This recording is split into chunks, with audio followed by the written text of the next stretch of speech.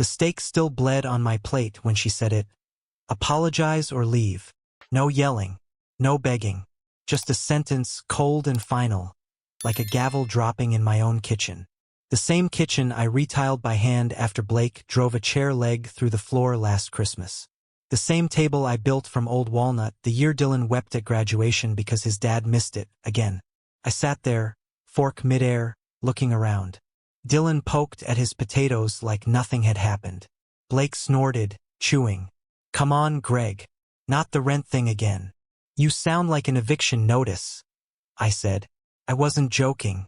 6 months out of college, he drinks my beer, borrows my tools, never works, never pays. But there's a $1,000 gaming chair in the room where I used to read them bedtime stories. And Cheryl looked at me like I was scolding a stranger's dog. You don't talk to my boys like that, she repeated, slow, sharp. Apologize or leave. That's what she said.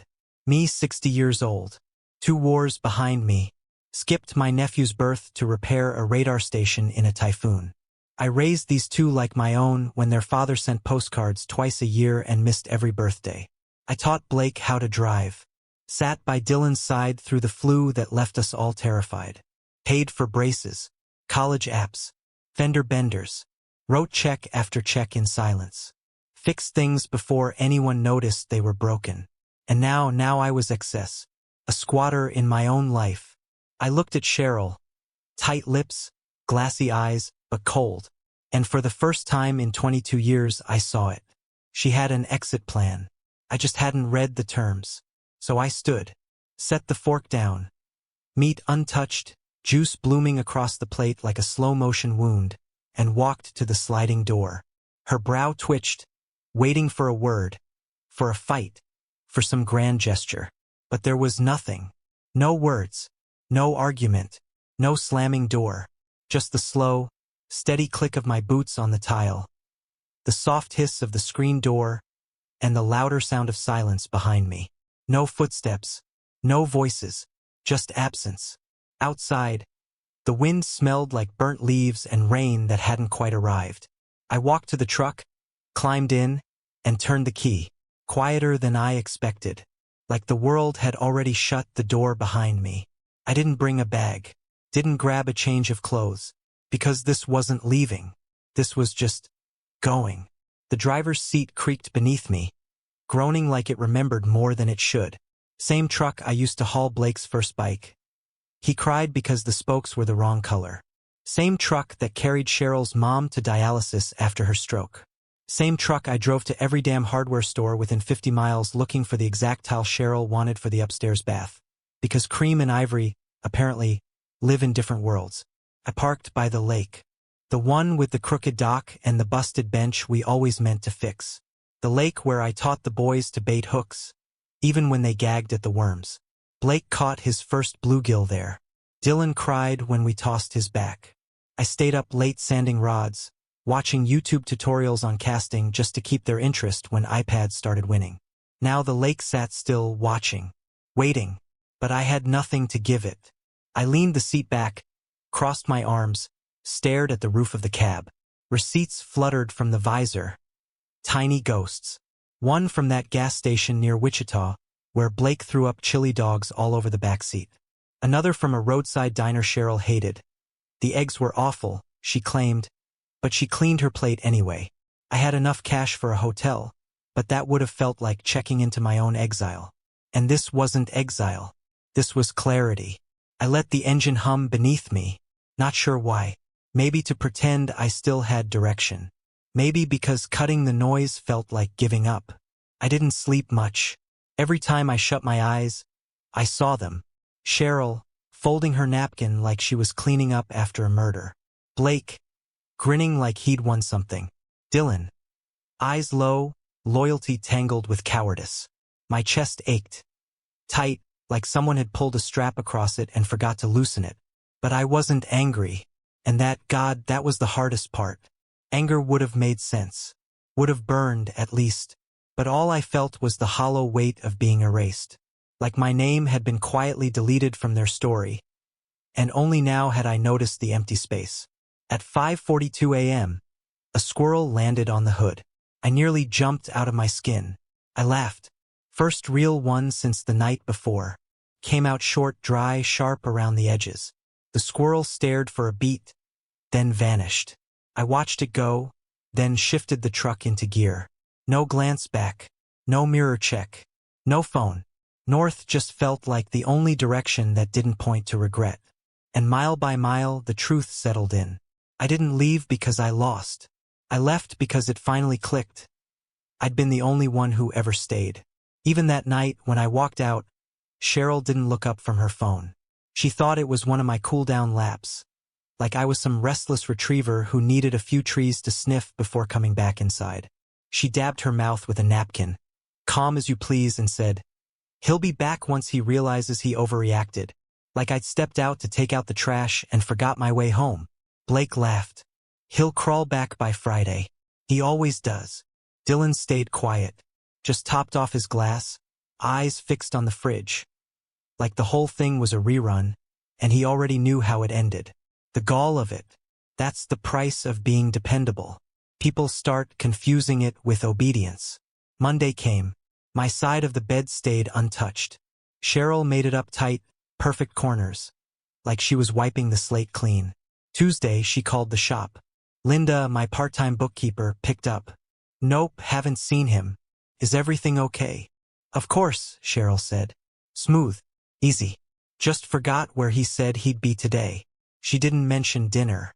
Didn't mention the line she drew, or the silence I answered with. Wednesday, Blake was in my recliner. Feet up. Controller in hand. Chips everywhere. "Maybe he just needed a break from your nagging," he mumbled, not even looking her way. And Cheryl, she didn't flinch. Too busy scrolling. Over and over. Thursday afternoon, she rang my brother in Arizona. "Is Greg with you?" she asked. Then quieter. "Should he be?" No answer. By Friday, the air had shifted. Not quiet, just loud in a different way. A buzz. A thrum. She opened the garage. Looked to the corner where my toolbox always sat. Gone. That's when it hit her. The dust. The space. The silence. I hadn't just left. I'd removed things quietly, deliberately. No mess. No drama. Just a clean absence. Next, she called the hospitals. Gave them my name. Then the sheriff's department. Nothing. No wrecks. No unidentified Johns. No missing person report, because saying I was missing would mean admitting I might not be coming back. And she wasn't ready for that. Not yet. Friday night, Dylan came home to find her hunched at the dining table, staring at her phone like it might finally explain something. Still nothing. She didn't speak. He walked to the fridge, twisted open a beer, and said, "You really think he just bailed over rent?" She blinked. Looked at him like he was someone she hadn't raised. "It wasn't about rent," she said, softer this time. "It wasn't." But the truth sat in the silence between them. She didn't actually know what it was about, because she'd never really listened. Greg had always been background noise. The hum of things working. The shadow you assume is part of the wall, until it disappears and the whole damn house groans from the loss. Saturday morning, she checked my location history. Still frozen. Stuck at the last place I stood before walking out. She tried calling again. Straight to voicemail. Left a message. "Greg, enough is enough. Come home." She didn't delete it. She played it back. And in her voice, just for a second, was the first crack. The first tremble. Because it finally landed. I wasn't bluffing. I was gone. And this town? It wasn't a stop on the way to somewhere else. You had to aim for it. On purpose. A worn stretch of highway leading to a lone gas station. A dive bar that still sold smokes behind the counter. And a mechanic shop whose sign hadn't changed since 1984. Just right. I parked across the street, eyes on that rusted sign swinging in the wind. AL's Repair and Welding. My dad used to bring me here during summer breaks. I remember the grease and grit, the smell of burnt toast, Hank Williams drifting out of a battered old radio that barely clung to the shelf. Al's gone now. His boy Rudy runs it. Slower these days. Missing teeth. But sharp where it counts. He didn't ask much when I said I was looking for a place to stay. Just squinted at me, sized me up, then said, "Room upstairs. Cash only. No noise. No guests." "Perfect," I told him, and I meant it. He handed me a key that looked like it belonged on a prison guard's ring, then turned back to his carburetor without another word. I appreciated that. The room smelled like WD-40 and old paperbacks. Familiar, unpretentious. One window, a bed stiff enough to realign your whole spine, a chair that leaned to the left, a fridge that roared like it was preparing for takeoff. I unpacked my duffel, 2 shirts, a razor, and a dog-eared copy of Zen and the Art of Motorcycle Maintenance I hadn't cracked since '98. And for the first time in decades, I didn't feel responsible for anyone else's comfort. I stayed quiet, fixed what I could. On day 2, Mrs. Dalton, the widow who ran the bakery, rolled in a busted walker. Her hands shook as she asked if I might take a look. I didn't ask for money, just nodded, tightened the bolts, cleaned the wheels, greased the joints. When she returned, she left a bag of shortbread and a thermos of black coffee beside it. No note, no fuss. It became a rhythm. A retired vet with a mower that wouldn't start. A kid with a bent BMX rim. An old man with a broken fishing reel and more hope than reason. I barely spoke, just worked. Payment came in sandwiches, slices of pie, or the kind of quiet nod that only comes from men who've seen too much to waste breath. No one asked where I came from. No one cared why I limped in the rain or sat unmoving by the shed for hours, watching nothing. I wasn't Greg the stepdad, or Greg the fixer, or the guy everyone assumed knew where the damn duct tape was. I was just G. According to Rudy, who didn't bother with full names anymore. That suited me just fine. The silence here didn't accuse, didn't throb with judgment or sting like a held-back word. It simply existed. Most evenings, I'd sit behind the garage, legs stretched, coffee in hand, watching the sky dissolve into the trees. I didn't turn on my phone, didn't check the news, didn't check the forecast. I just waited. Let the stars remind me I still had weight in the world. And when I slept, I slept. No calendars, no deadlines, just a slow-ticking clock that never caught up. I left it that way. Some things I've learned are better when they don't tick to someone else's time. Cheryl didn't panic, at least not at first. That would have meant opening herself to fear. And Cheryl doesn't do fear. She does control. She figured I'd crawl back after a few nights in a rundown motel. Bad cable, worse coffee, a bit of sulking to get it out of my system. But when a week passed and the silence held firm, she switched strategies. Plan B, appearances. Keep up the image. She started small. Called her sister in Oregon just to check in. Slipped it in casual. "By the way, you haven't heard from Greg, have you?" "Nope," her sister said mid-chew. "Why?" Cheryl mumbled something vague about a fishing trip. Spontaneous, needed space. The usual cover story. The next day, she called Dan from the VFW. Hadn't seen me since the Christmas raffle.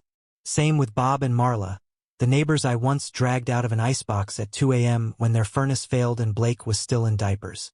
With each call, the loop drew tighter around her throat. She even reached out to Paul, my old Air Force buddy. The man I once drove 3 states to console after his wife passed. His voice was cold. "If he wanted you to find him," he said, "you already would've." She hung up before he finished. The truth is, Cheryl never saw it. While she stood in the spotlight, I was the scaffolding, the structure. I didn't need applause, I just made sure everything stayed upright. Now, without me, the cracks showed. Dylan tried to run a load of laundry, flooded the downstairs bathroom. Blake fried a circuit trying to fix the Wi-Fi. Takeout became a routine, for nights straight, until the delivery guy started calling Blake by name and asking, "That old man coming back or what?" Then the mortgage came due. No clue where the checkbook was. Next, the insurance, the gas bill, quarterly taxes for the shop. Turns out, the ghost of Greg had been the one plugging the holes in the hull. Cheryl didn't know any of the logins. Couldn't touch the books. Didn't know the security system reset every Sunday at midnight unless you manually changed it. It went off at 3 a.m. Cops arrived. She had no code. By the second week, She opened the junk drawer in the kitchen and just stared at it. To her, it had always been chaos, loose screws, old post-its, paper clips, keys no one could place. To me, it was order. Quiet, working order. And now, it was just a drawer. Every time she reached for something, receipt, manual, password, she hit the same wall. Greg did that. And Greg wasn't picking up. Blake tried once. Called. Left a voicemail. Hey man, if this is some kind of lesson or something. Okay, cool, we get it. But this is getting out of hand. That was Blake's message. I could hear the effort in his voice, the performance. Like he'd rehearsed it. Convinced himself it sounded grown up. Didn't. They weren't worried about me. They were panicking over the sudden, terrifying realization that they had no clue how to function without the man they'd spent years treating like background noise. Like wallpaper. By week 3, Cheryl stood in the garage, staring at the calendar I used to mark oil changes and supplier invoices. Her hand drifted across a single nail in the wall, the one where my tool belt used to hang. It was a small thing, stupid even, but it cracked her open, because that's when it hit her. I hadn't forgotten the tool belt. I'd left it behind on purpose, so she'd see what life looked like without the man who never asked for thanks. Until now. They used to joke about me being the wrench guy. Cheryl once said it at a Christmas party, laughing into a cheap glass of boxed Merlot. Greg handles the greasy stuff. I handle the real business. Everyone laughed. I smiled, poured another bourbon, and stayed silent. But now, without the wrench guy, the real business was bleeding out. Slow, quiet, and inevitable. It started with the parts. Cheryl couldn't log into the distributor portal. The password lived in my head and nowhere else. She called the rep, got voicemail. Sent emails, no replies. Turns out, if you miss invoices and screw up order codes, they stop playing nice. Then came the scheduling. I had a system, old school. A paper calendar, color-coded sticky notes that looked like chaos, but ran smoother than any software Cheryl ever suggested. She tried digitizing once. Spent $700 on a POS system we never even fully unpacked. Pretty sure the box is still in the back room. Now, appointments overlapped. 2 clients showed up at 9 a.m. One left furious, vowing never to come back. The other waited an hour, then walked out. The following week, a woman called about her Ford Focus. It had been sitting in the shop bay untouched for 4 days. She left 3 voicemails. No one called back. She towed it to another garage and left a 1-star Yelp review that stung. That's when the trickle became a flood. Mr. Reynolds, the widower with the 78 El Camino, used to bring lemon bars every Thursday after a tire rotation. He stopped coming. Word got around. Turns out people don't show up for the business.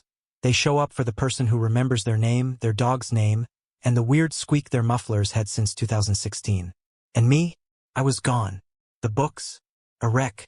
Receipts jammed into a shoebox like confetti. Cheryl hired a part-time accountant. He lasted a week. Called the ledgers. A ransom note written by a raccoon. His exact words. Payroll bounced. Once. Then again. Blake. Sweet, clueless Blake. Thought he could help. Ordered parts himself. Clicked a sponsored ad. Paid double. And bought counterfeit alternators from a Vietnamese dropshipper. 3 angry refund requests later, Cheryl banned him from touching the business computer. Dylan volunteered too. Lasted a day and a half. Said it was too boring. I used to be up at 5:30 every morning. Open the shop. Sweep the floors. Check the inventory. Sharpen the blades on the mower I kept promising to replace. I knew which clients needed a payment plan and which would tip in 20s if you fixed it fast. I knew how to get the light to stop flickering when the AC kicked in too hard. Knew just where to knock on the furnace to make it purr. They never cared to know any of that. Until now. By the end of the month, 4 longtime clients were gone. Cheryl started making phone calls in that syrupy voice she only uses when she's scared. Offering deals. Begging for another shot. No one took it. The air in the shop changed. It used to be warm rock music on low, the scent of coffee and coolant clinging to the walls. Now it just smelled like dust. And desperation. And every time someone asked, "Where's Greg?" they'd say, He's taking some time off. But the way Cheryl's voice cracked on off said everything. They didn't know if I was ever coming back. More importantly, they were starting to realize I had no reason to.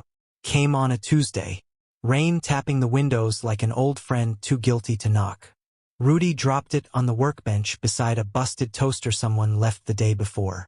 "Mail for G," he said with a crooked grin, like it was a punchline. Nobody knew my full name in this town. Not even Rudy. I let it slide. Didn't matter. No return address. No stamp, which meant someone brought it by hand. Someone who didn't want an answer, just a reaction.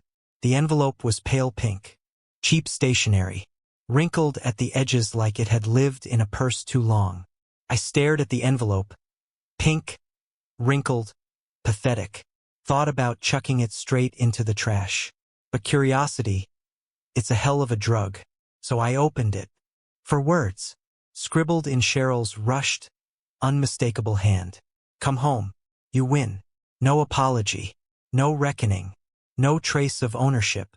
Just a limp flare fired from the deck of a ship that never thought it could sink. I read it once. Then again. And I laughed. Low. Bitter.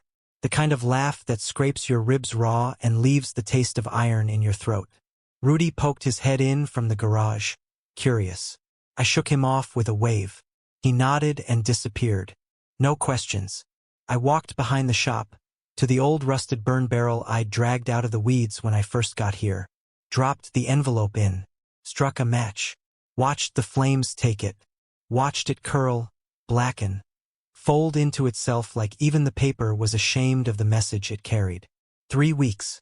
And that's all she had. Not "I'm sorry." Not "I was wrong." Just "you made your point." As if this was some prideful standoff. As if I'd won a trophy instead of surviving decades of being overlooked. I went back inside. Pulled out the spiral notebook I kept in the drawer beside the bed.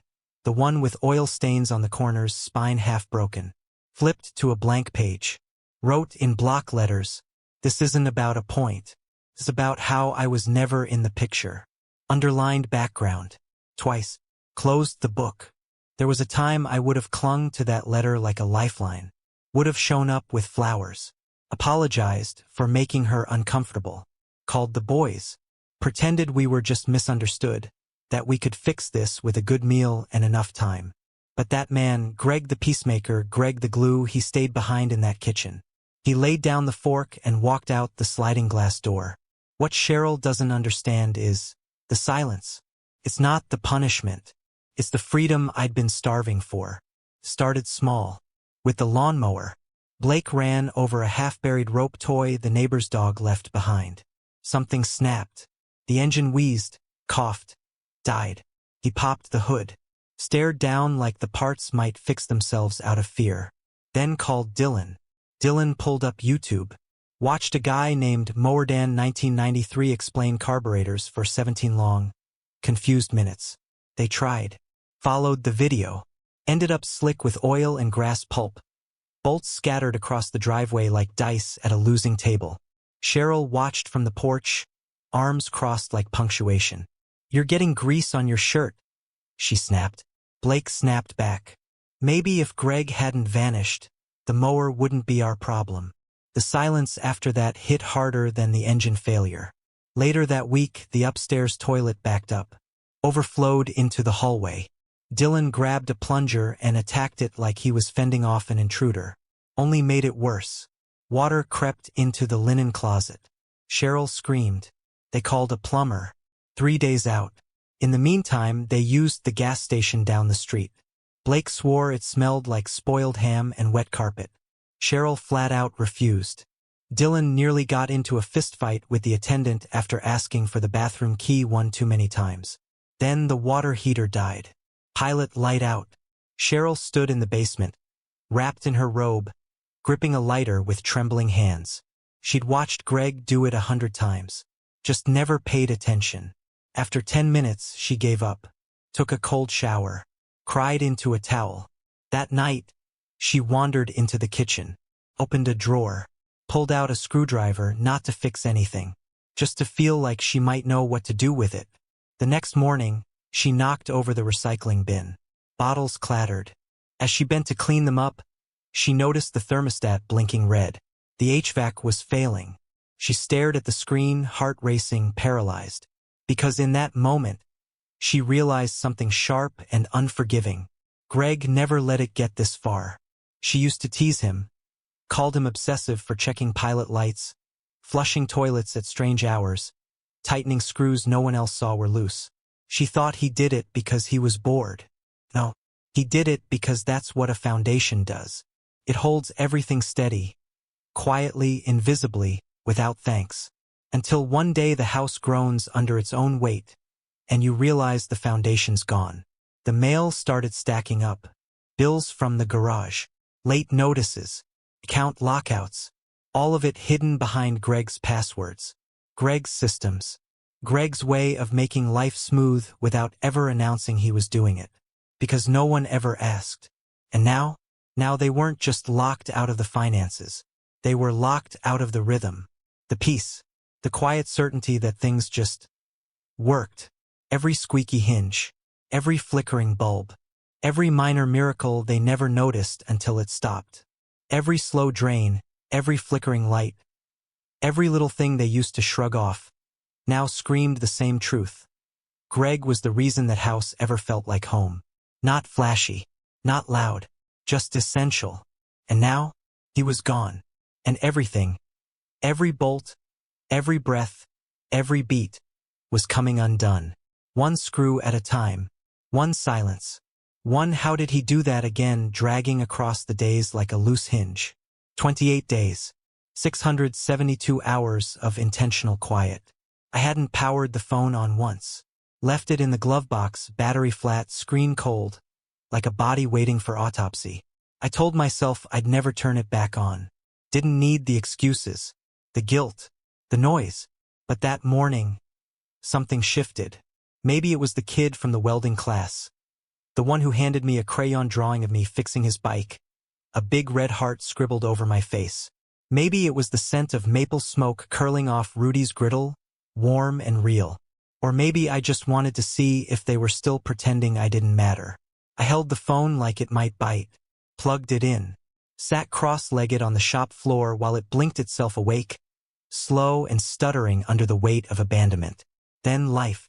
67 missed calls, 31 voicemails, 122 unread texts. I scrolled. Cheryl, Blake, Cheryl, Dylan, unknown, Cheryl. I tapped the first voicemail. Curiosity, maybe closure.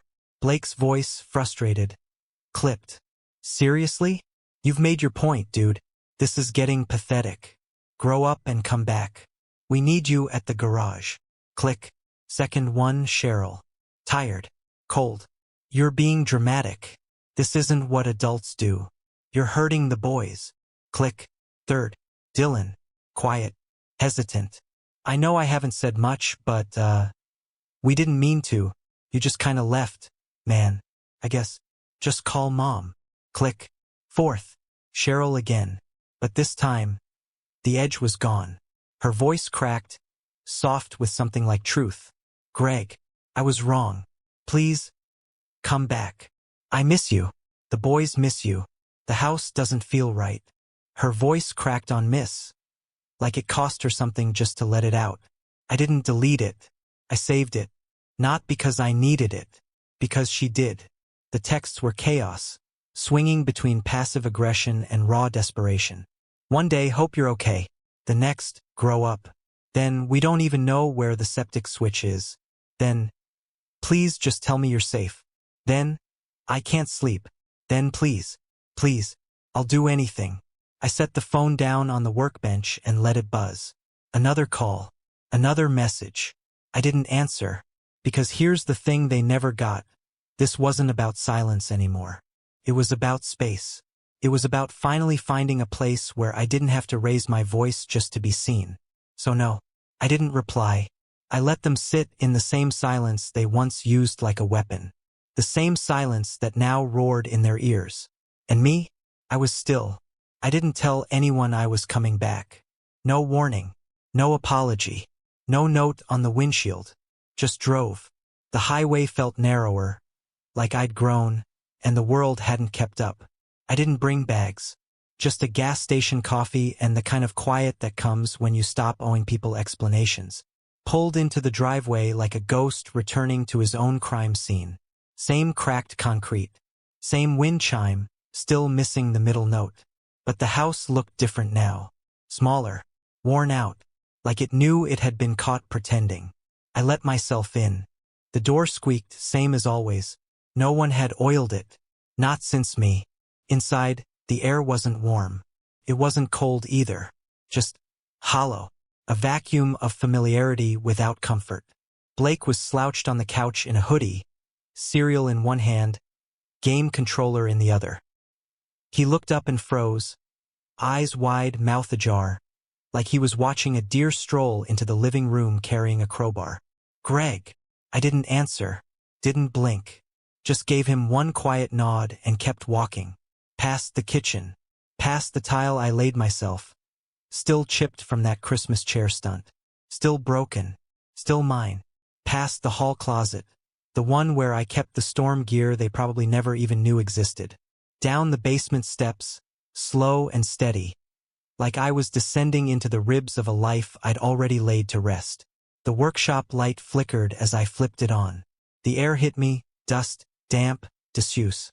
My tool chest was still there, right where I left it, though someone had tried to move it. Scratches on the floor told the story, sloppy, rushed. They didn't even bother unlocking the casters. Idiots. I opened the drawers. Everything still in place. Metric on the left. Standard on the right. Torque wrenches wrapped in old rags like relics. I grabbed the chest, rolled it to the stairs. Then I took down 3 photos from the pegboard. One, Cheryl and me in Acadia before the boys, before the distance. One, me and the boys fishing, their smiles real or at least close enough to believe in. And the last. My father and me, welding sparks dancing behind us, his hand resting firm on my shoulder. Last stop. The army green footlocker under the stairs. I opened it, pulled out the velvet case holding my Air Force medals. Still sealed. Still untouched. No one had ever asked about them. I stood there for a moment scanning the room. Thought about leaving something behind. A note. A quote. Something poetic. But no. They hadn't earned that. This wasn't a lesson. It was a ledger. I carried the chest up the stairs, one tread at a time. Blake was still in the living room, frozen mid-spoonful, cereal suspended halfway to his mouth. Mouth open, eyes wide, not a word. Good. I walked out the front door. No slam, no ceremony, no pause, because this wasn't goodbye. This was an inventory, and I had just taken back everything that ever belonged to me. She came in through the garage, same as always, juggling keys, muttering about traffic, arms full of grocery bags. Didn't notice at first. The fridge still hummed. The overhead light still flickered, the one I told her would burn out months ago. All the illusions of life continuing, until she saw it. On the table. An envelope. My handwriting across the front. Clean. Measured. Unmistakable. She hadn't seen that script in weeks.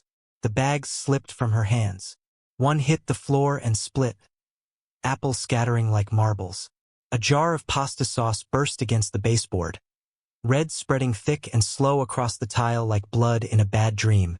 But she didn't notice. Not the mess. Not the noise. Just the envelope. They started leaving pies. Jars of pickles. Boxes of rusted parts dug up from their grandpa's barns. It was more than enough. By week 3, the kids had taken to calling me Mr. G. I let them hang around after school. Showed them how to change oil, strip wires, patch a tire without making it worse. They listened like I was reading scripture. Not because I shouted, but because I only spoke when there was something worth saying. Some afternoons, we didn't fix anything at all. Just stood around the workbench, passing a thermos of root beer, talking about how the world used to be built, not replaced. At night, I'd lock up and head down to the lake. Same bench, still crooked, still mine. I'd sit with my thermos, the real one, filled with black coffee and a splash of bourbon if the day had been long. Out here, the stars don't blink through smog or drown behind billboards. They just stare back clear, unapologetic, honest. I always turned off my phone before I even hit the trail. Never blocked Cheryl's number. That would have sent a signal, let her know I was done. No, I wanted her words to vanish into the void. Week after week, voicemails trickled in. Some stiff with formality. Hi, Greg, just checking in. Then came the guilt, we were wrong. We miss you. Then the bargaining, please just call. Even once. One ended in silence. Then a sob. I saved that one. Just to remember the sound of someone realizing too late what a person was worth. I never responded. Because there's a cruelty deeper than shouting. More precise than revenge. It's absence. It's reclaiming all the things you gave so freely. Your time, your presence, your patience to explain the same damn thing 3 times because they never listened the first 2. And locking it all away. Not out of rage. But peace. I built something here. Something small. Quiet. Solid. Something they'll never reach. Never stain with sarcasm. Never wave away with a laugh and an eye roll. I became a story in that house. A lesson. A shadow that used to fix things. And now I fix what I choose to fix. And when I'm done, I don't turn on the porch light. Don't check the phone. Don't wait. I just sit. In the quiet I earned. Because some people don't deserve closure. They deserve to wonder. Forever.